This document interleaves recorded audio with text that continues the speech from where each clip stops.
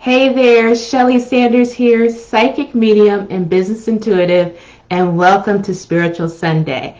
So do me a favor, like and share the page so you'll know when I'm going live. And today I am super excited about this topic because it is, do you trust spirit? So the reason why I'm asking this question is because whether you trust spirit or not, it will depend on your readings and the type of information that you can start bringing through from spirit. So the thing is, if you do not trust spirit, it will definitely affect your psychic and mediumship readings. And here's why. Because when you don't trust the information that comes through, your mind will begin to get into the way. And then what it's going to do is it's going to start to filter the information. So what you're going to end up with is part of the information is true that's coming from spirit, and then the other part where your sitter won't be able to take it because your mind is starting to filter it. So the way that you can start to trust spirit is by working with them, where you want to begin to let your walls down, kind of start letting your guard down. Because if you're at an arm's distance and you're kind of leaning back, it's going to be really tough for you to get information. And instead of you having a nice strong link, it's going to cause your link to become weak. And so when your link is weak, what tends to happen is you'll get some information from spirit and then it'll kind of drop off. And then you might get a little bit more information and then it drops off. So if you find that you're really just kind of sitting there and waiting for spirit to give you some information, it's because you're not allowing them to come close to you in order to provide information. So I find that when I'm connected with spirit and I allow them to come in close, it is so much easier to get mannerisms. So sometimes I might find myself talking with my hands and moving my hands in a way that I wouldn't normally move.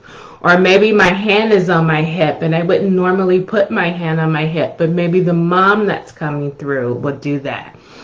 There was one time where I gave a reading in the group, and because I allowed the mom to come in really close to me, I was able to feel that there was a book on top of my head, and she had me walking as if I was balancing a book.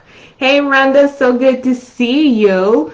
So the thing is when you trust spirit, the readings, there's so much, they're really rich. With content and with information, and you get to bring through memories for your sitter that maybe they hadn't thought about in 10 or more years.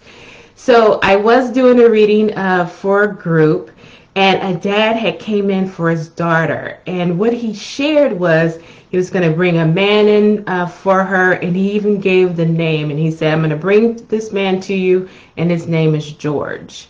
So the cool thing is that recently she and I had a conversation. We were on a call together, and she said, do you remember when you gave me that reading and when my dad came through and that he shared that he was going to bring through a guy for me and his name is George? She said, well, I have met someone, I'm dating him, and his name is George. So, the thing is, if I would have let my mind begin to filter it, what I would have done was, your dad's here and he says that he's going to bring through this guy for you. But I would have held back the information on the name because I wouldn't have trusted it. Because when we're concerned about hearing the word no, or we're concerned about not getting it right, we tend to only trust ourselves and not trust spirit. But because I was in the moment and I let go, the name actually came forward, and then she was able to validate that information. So although it was months later, she still remembered and she was able to validate it. And then that lets her know that her dad is around, that he is helping from the other side, and that she got to really enjoy that experience.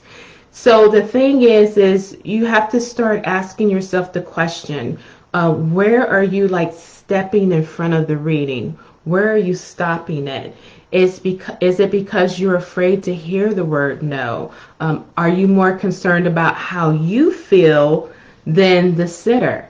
Like, are you putting yourself ahead of spirit and ahead of the sitter instead of allowing spirit to come in and give the message? Because when we are a psychic or a medium, our job is to, be that messenger for spirit, and then to give what we get. It's not to filter it out and just say, well, I feel comfortable about this, so I'm going to give you this piece, and I'm going to keep this piece to myself just in case it doesn't work out. So no, it's not meant to be done that way. It's you give all of the information, and you trust the process, and you trust spirit. So one way, if you are having a tough time with this, one way to begin trusting spirit is invite them in to start working with you. So instead of waiting until you have a sitter, whether if you're practicing or if you're doing this professionally, instead of waiting and then connecting with spirit, check in with them on a daily basis. When you sit down in the morning, before your day gets hectic, before you get on the cell phone, before you read your emails or get on the social media, tune in with spirit, see who's around, begin to talk to them, see what's going on. Say thank you for being around and for working with me. Begin to feel their energy and start to establish a bond with them. Because if you think about it, if you're friends with someone and if they only called you or emailed or text you when they need something, you start to feel taken for granted, right? It's like you're like, I don't know about this friendship or this relationship because you only call me when you need something. So the same thing with spirit. You don't only want to call them for it when you want them to deliver information for a reading. Be in constant contact with them. Get to feel their energy. What does their essence feel like? Because the more you let your guard down, the easier it is for you to connect in. And then you'll find that your readings are a lot more powerful.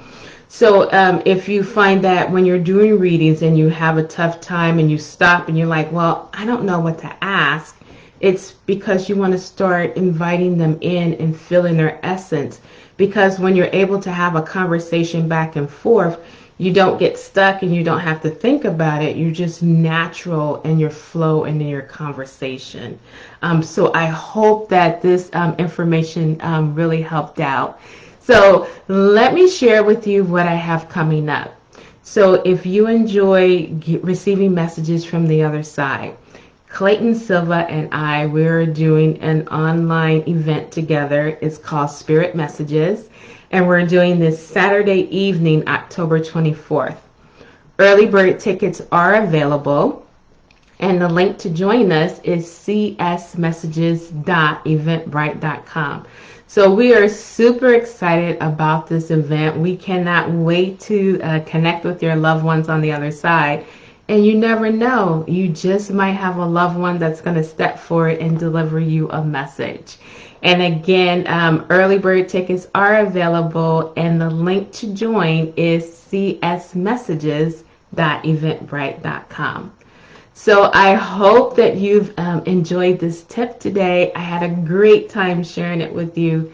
Take care and have a great day.